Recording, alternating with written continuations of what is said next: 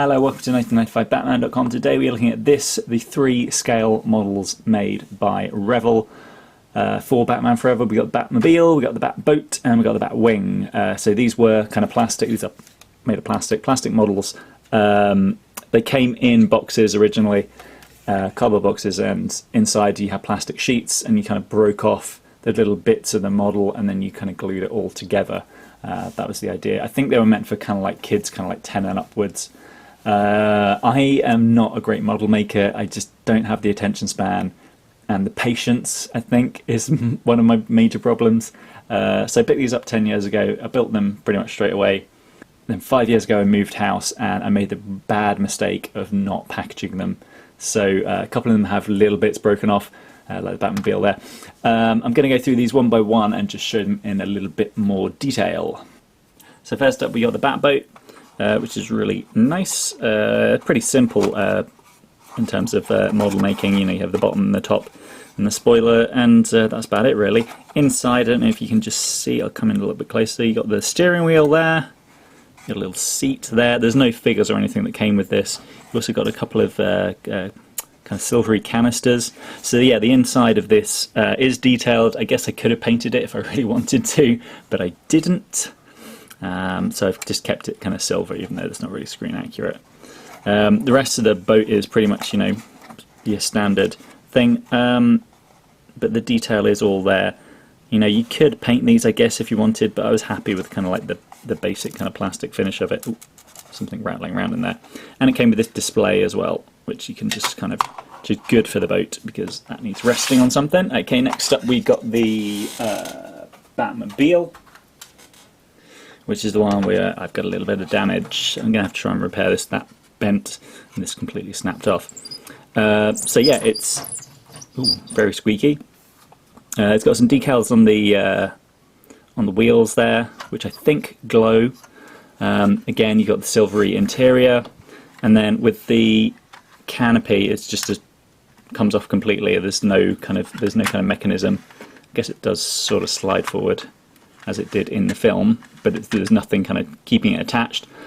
This was actually originally clear, and you could see through it. I didn't really like that. I preferred it kind of like obscured as it is in the film. So what I did was I just painted a matte black on the inside, and then it kind of just comes out as just a nice shiny black when you view it through the outside.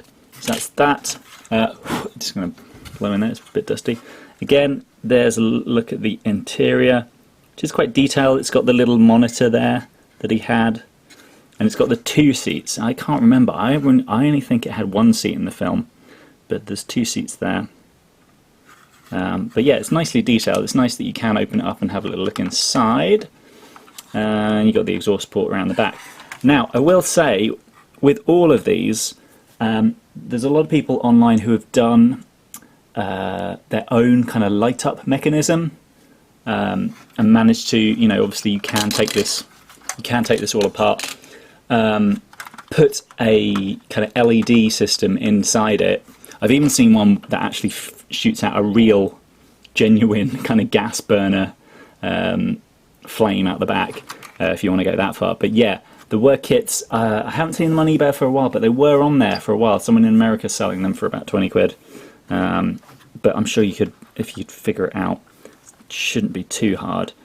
So that is the Batmobile.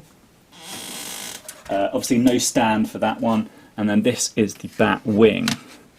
Now this did come with a stand, but I don't know if you can see this, but this was the stand that it came with. This is what the Batwing was meant to kind of rest on, which is impossibly thin. But anyway, that's needs a whole lot of glue. But there we go. There we got the Batwing. And again, it's really nicely detailed. Follows the kind of look from the film. I like these little details here with the kind of like, I don't know what they are, kind of like hover, kind of turbine-y kind of things. That's very cool. Again, canopy comes off. This one is clear plastic, and I've just left it clear plastic. Again, I don't know if we can get right inside and have a look, but there is a steering wheel and a seat in there. I don't think there's anything else though. But yeah, that is the Batwing. These are all worth picking up, I think, if you can find them. They were pretty fun to put together. They were pretty simple. You know, they're meant for basically kids, really. So they weren't too complicated. You know, a bit of scalpel action and a bit of glue, or you know, the proper kind of epoxy resin that you can get, and a bit of patience. Patience is definitely what you need to build these kind of models. But they're pretty easy to put together. So if you can find them, I do see people are still selling the unbuilt models. If you can find them on eBay, definitely get them.